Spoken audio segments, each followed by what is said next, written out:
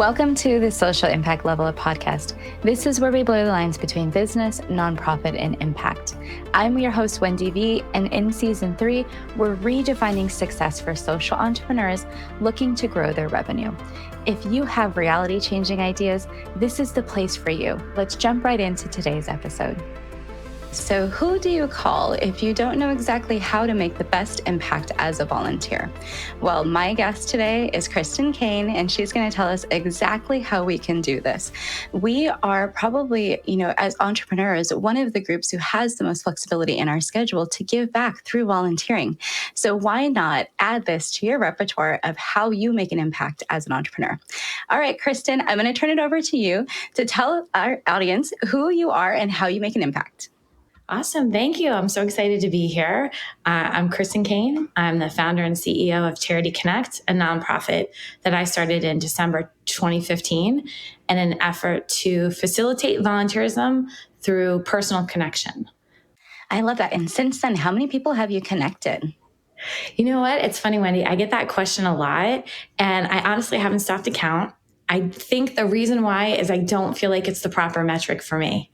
I think the metric for the impact that Charity Connect makes is the fact that the people that I'm matching are sticking with it year after year. They're getting recognized as Volunteer of the Year. They're getting offered jobs at their volunteer sites. It's that ripple effect, that sustainability that comes from the match that I'm most proud of.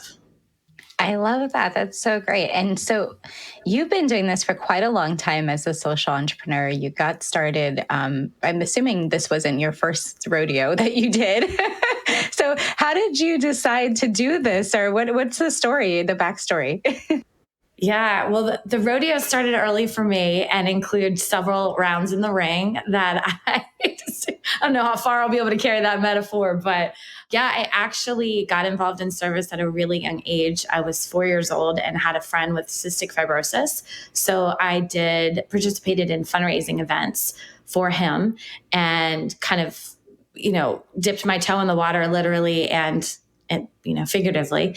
And then I continued to raise money for cystic fibrosis. I hosted my own event in college and then began working for the CF Foundation upon graduation.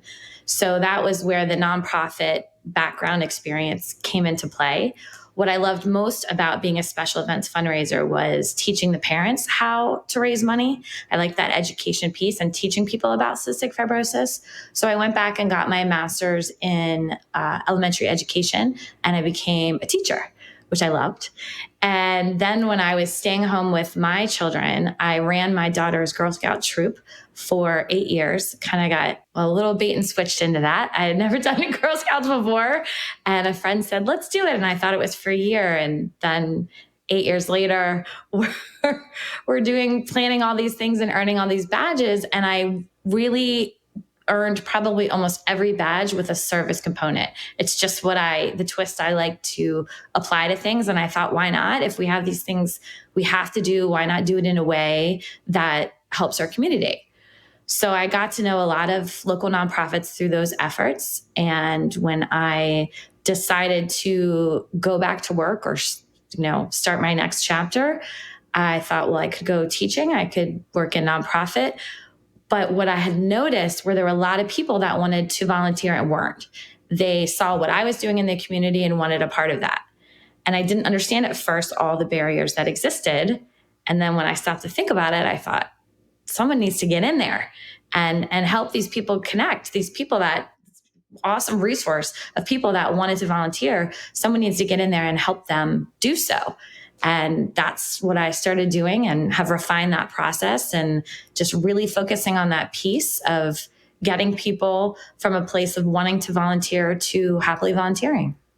And you mentioned the barriers. Can you describe exactly what are some of the barriers? I mean, I'm sure if people have been looking for volunteer opportunities before, they might have encountered them on their own, but it might be good just to recap what kinds of things happen when you try to make an impact sometimes.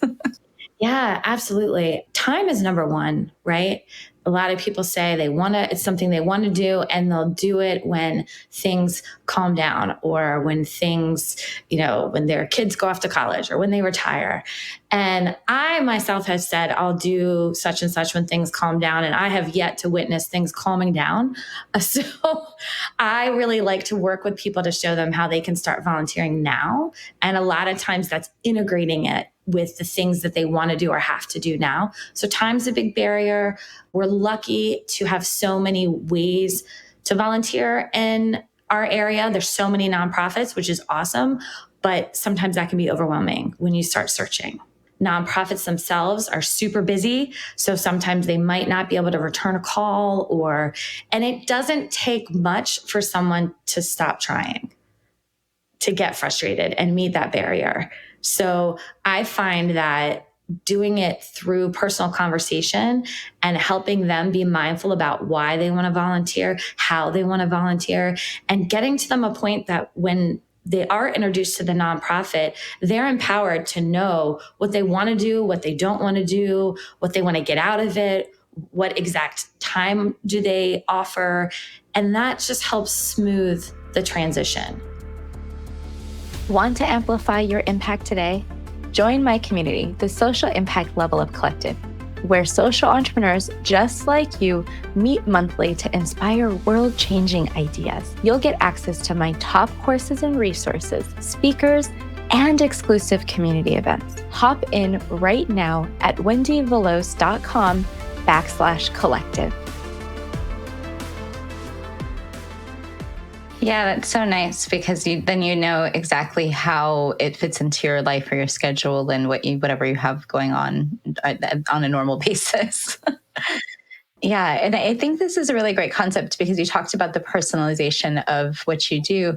And can you describe a little bit about, and I guess I know it from having talked to you before, how this matching process works? So how exactly do you get kind of aligned with the right organization?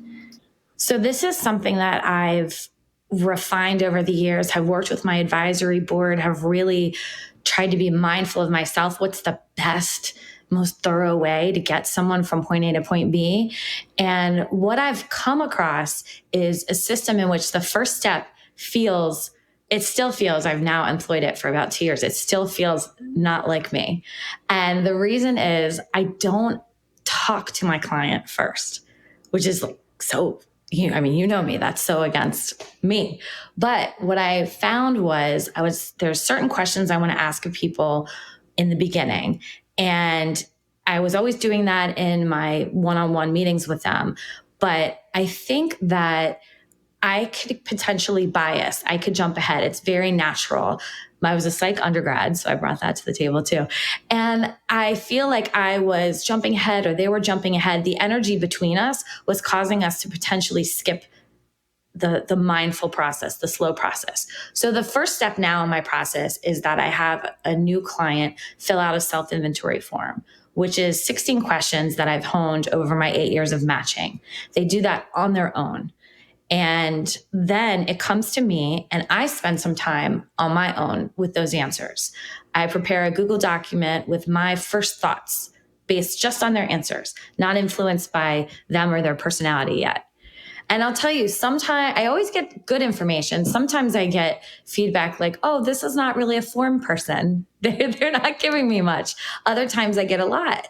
But I still feel like there's been this more scientific approach where they have considered the questions. I have given some thought and hyperlinked some nonprofits. And when we come to our first meeting, there's nothing standing in our way. We get going. We start talking about the things that I found. I ask more questions if they weren't a form person and didn't give me a lot of information. So I ask more questions. I dig deeper. We start really talking about, can they picture themselves in this opportunity? Do we need to try to create a new opportunity, one that doesn't exist, which often happens through conversations with nonprofit contacts.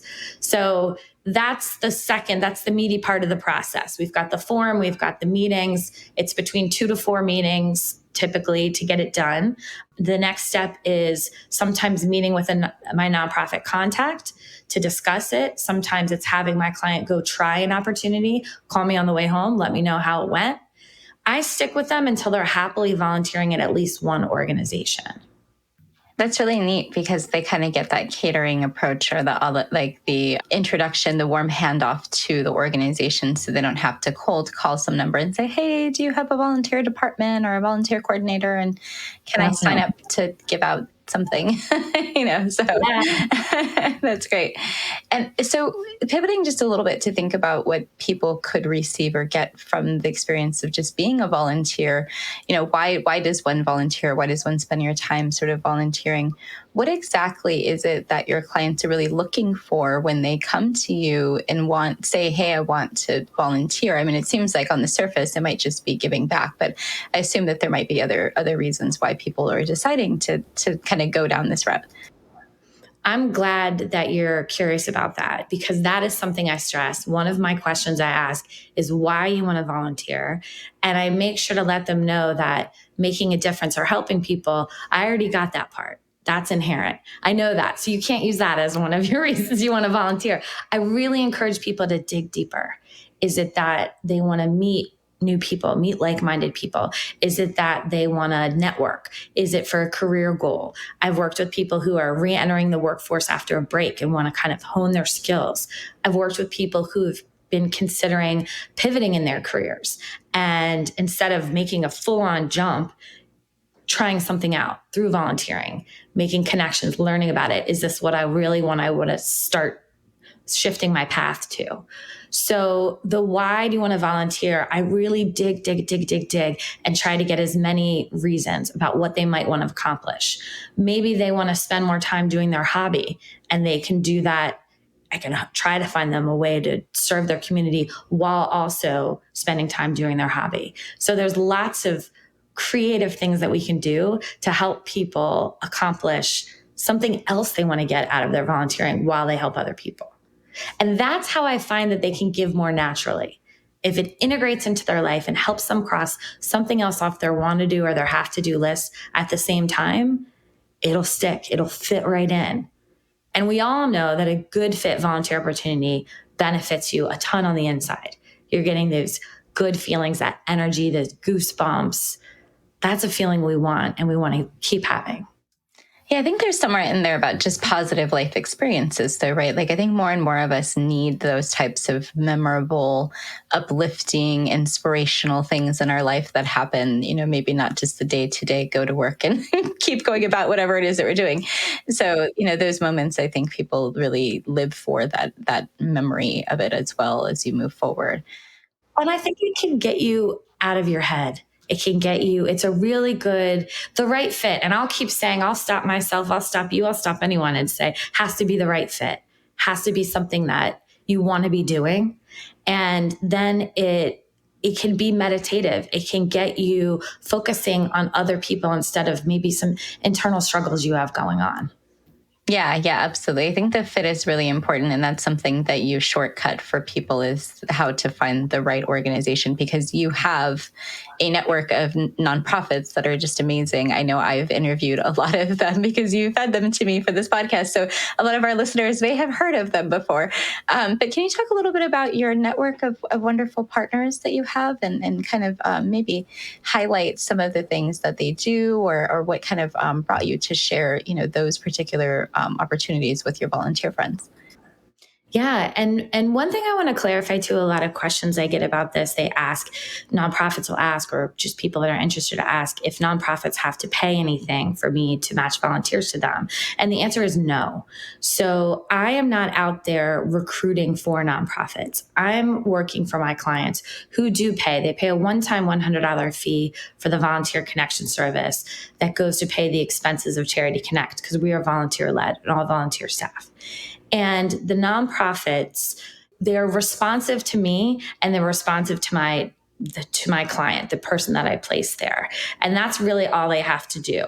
I created a form for them to engage with us as well, because it got to the point, when I first started, it was like I guess day one, I had maybe relationships with 25 nonprofits, and now I'm well over 200 nonprofits. So it's a little hard to keep it all in my head. So I have them fill out our nonprofit needs assessment form, which is the basic information that I need to match them. And then I follow up with email asking those questions to get it all digitally captured. Then when I have a client that's a good fit for them, I think it will be a good fit.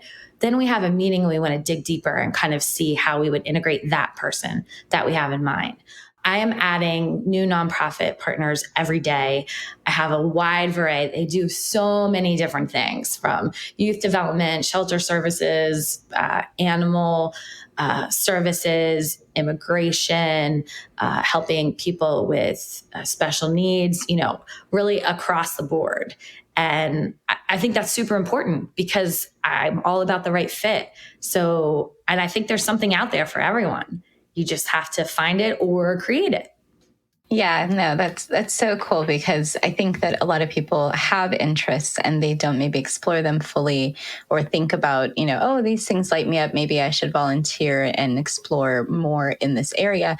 And that might bring me more fulfillment outside of my work hours and really benefit my life. And I try to explain to people that it's really about sometimes thinking, how can I give back in terms of dollars, people, time, and donations? So there's a lot of different ways. And donations, not monetary donations, because that's dollars. Those dollars are the first things that a lot of people think of, like when they interact with nonprofits, because they might be used to getting the tax write-off or the tax deduction. But the other donations you can give are like space, goods that you have from your business or other tangible goods.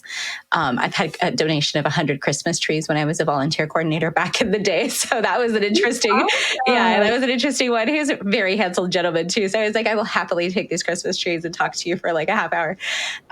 But the point of it is the other two, the time part, which could be the volunteer time that you're talking about, sometimes also can be expressed in terms of people power or just kind of showing up. So that's why the best of the people, but the time also could be expressed in terms of billable hours and pro bono services and other ways that you could give your time that are not like, you don't always have to go and move a box or do a thing. So there's lots of different ways to volunteer, quote unquote, or interact with a nonprofit.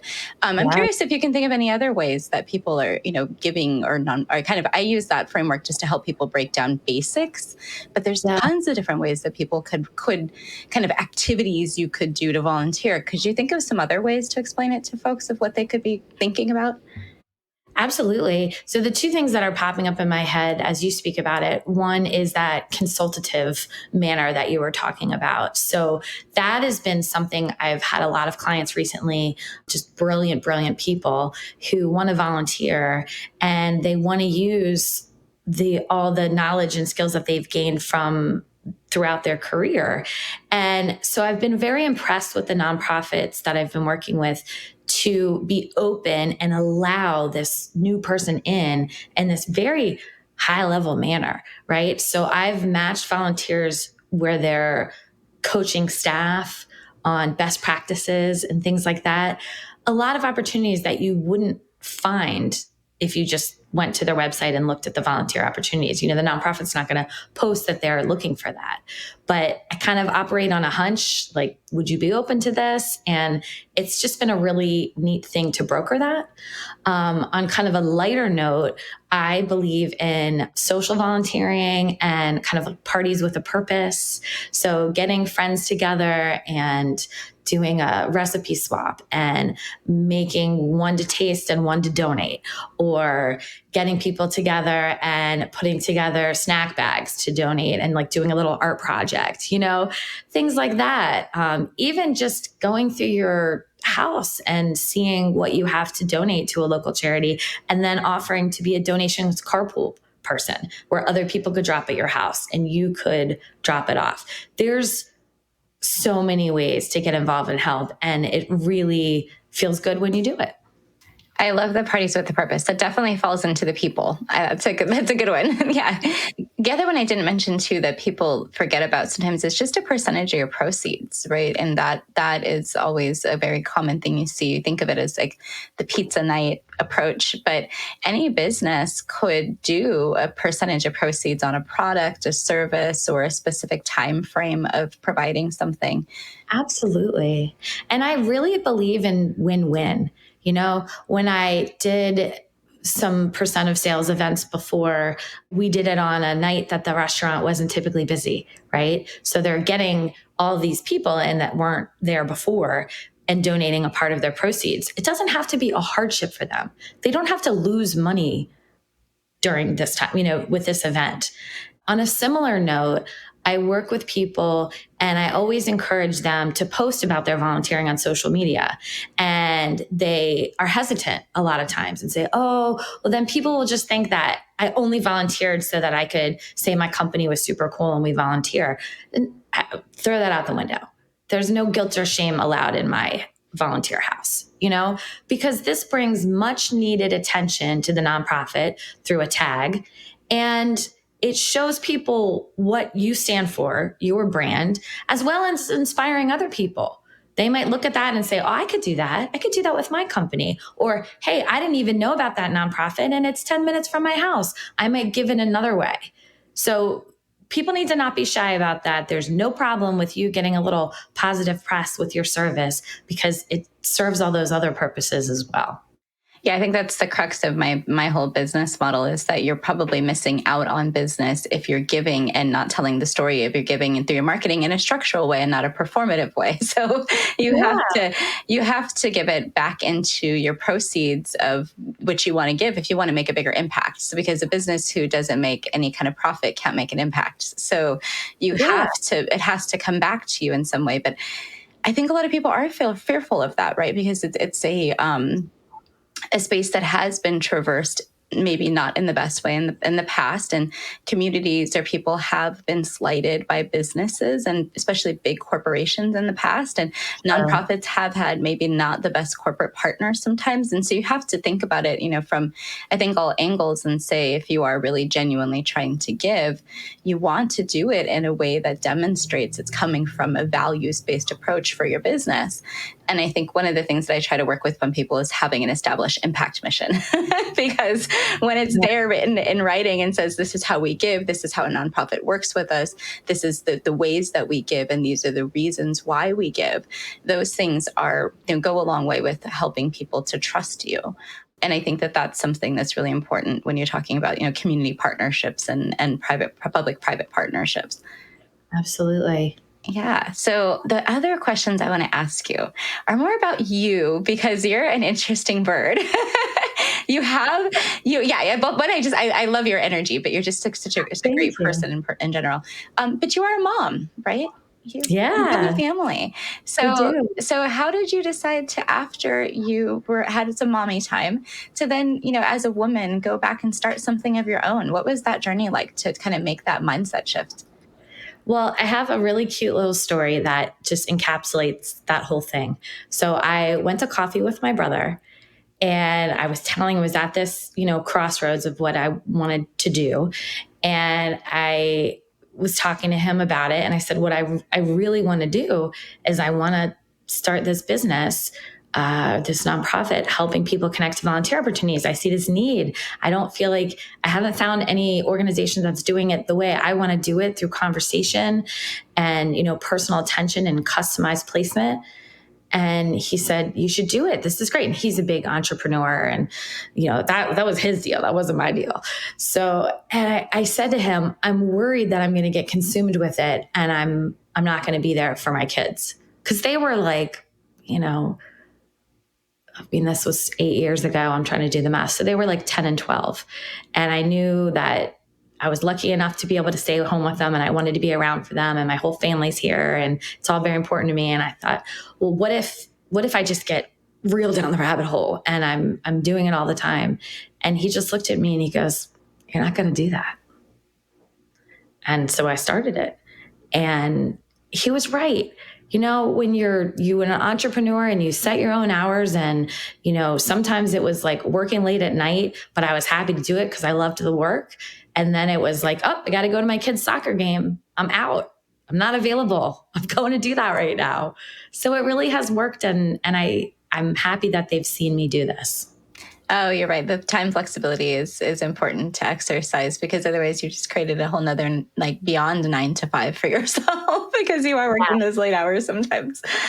Yeah. So then in that case, has there been somewhere along the lines that has required some sort of pivot or shift that you've had to kind of learn, well, okay, now maybe I'm in a different place, or I've had to redefine success for myself? What's kind of made you change action along the way?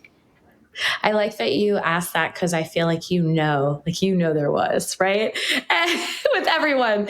And I think for me, there's little things, but I think the biggest thing was I was so passionate. I am so passionate about what I'm doing that when I first started, I was like, I will help everyone. I will work with everyone. And there were just no parameters. At one point, I was featured in the Daily Skim and it blew up. And I was working with people in California. And I was like, this is amazing. I'm going to take Charity Connect everywhere. I'm going to Charity Connect everyone. Wendy, I am one person. What? Why could I? No, thank you. That does not work. I don't know 200 nonprofits in California. So I was having to get to know the nonprofits. I was creating more work for myself and I was burning myself out. So then I said, nope, not going to do it. I was working with schools here. I mean, I was doing everything. There was so much to be done and I wanted to do it all. And then I said, I work with adults in the Metro DC area. I work with individuals, not groups. I clarify. And I think that I see that with some of my nonprofit partners, especially the new ones that start. We have so much passion and we want to do it all and help it all. And you need to find your niche. You need to find your lane and stay in your lane, because there's plenty of work to be done there. Oh man, there's so much work for everybody, I think.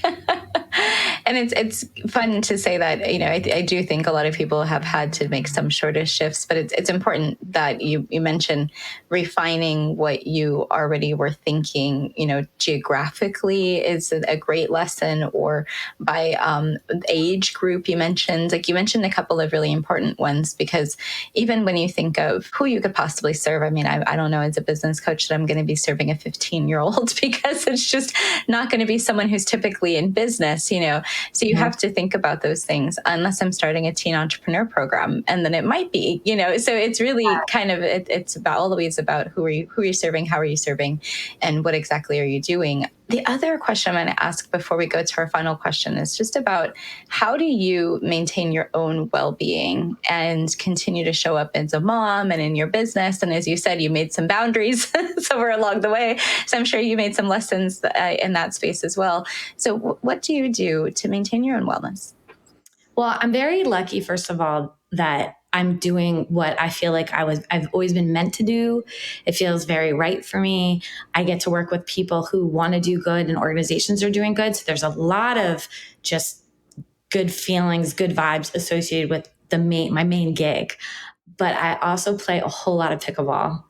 And I am obsessed with pickleball. I even took a part-time gig working at a indoor pickleball place, because I want to be around other people that are obsessed with pickleball and help them play it. So that is like a huge passion of mine, and just spending time with my family. I love being active. I love being outside. So it's all about balance. I'm about to be an empty nester. My husband and I are trying to just be like, that's so exciting, because it mostly is.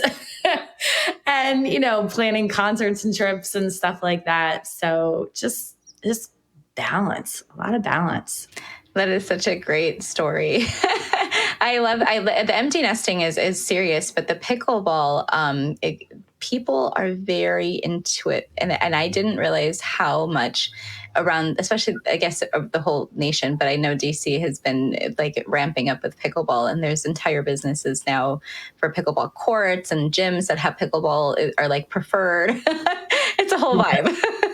It's a whole vibe, and being there and being around other people who are like, I get to play pickleball. I mean, they're that excited about it. That's my tribe right there. So shout out to Dill Dinkers. That's the place. So that's where you play.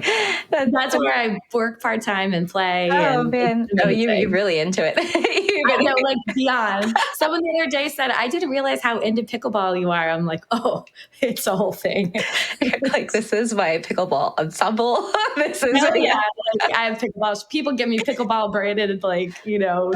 And man, it's so kind good. of a nut. When I'm passionate about stuff, volunteering, pickleball. It's like when it's pretty boundless. I love that though, because we all have to have our little things that make us excited. I get excited about buggering off and paddleboarding for like half of a Friday. Nice. That's I will be out on one of our beautiful lakes here in Maryland, just paddleboarding in the sun. I do like sunbathing and laying there like a turtle. It's great. That sounds awesome. I love it all summer. So last question, I guess, is just where can people connect with you to, one, find out more about what you do, and if they have any further thoughts or wonderings after listening to this episode? Yeah, I'd love to connect with people. Our website's a great place. That's charityconnect.us. We're active on social media, on Facebook, Instagram, LinkedIn. Connecting with me on LinkedIn is great. I love meeting new friends. I'll talk to them about volunteering and pickleball till the cows come home. But only if you live in the DC region. No, I was kidding. That's true. But they can still friend me. And, I do think following us on social media, regardless of if you live locally, our goal through our social media is to inspire other people. And they might say, wow, look at that nonprofit and what they're doing. I wonder if there's one in my area. So I can't physically match everyone. So I like for them to go and learn from what we're doing and try to do it where they live too. Yeah, and maybe there is somebody in California who wants to do this for the California nonprofits. You never know. Stay tuned. Yeah, right. That might be a way to reach more people. So it's been so good to have you, my friend. Thank you for all the wonderful guests that you brought to the show and all the energy you brought to us today. And thank you to all the listeners. And stay tuned for another wonderful episode. Thanks so much. It's always a pleasure to be with you. Yeah, bye. Bye. Thanks for joining us for today's episode. I hope you enjoyed the conversation, and we look forward to having you come back. If you're curious about something we shared, make sure you check in the show notes below. And do you want the secret to make your nonprofit or business more sustainable and more profitable? Hop into my Learn, Grow, Thrive University, where I give you exclusive access to resources, mini courses, and templates for free. All you need to do is sign up at wendybelos.com/university. See you next episode.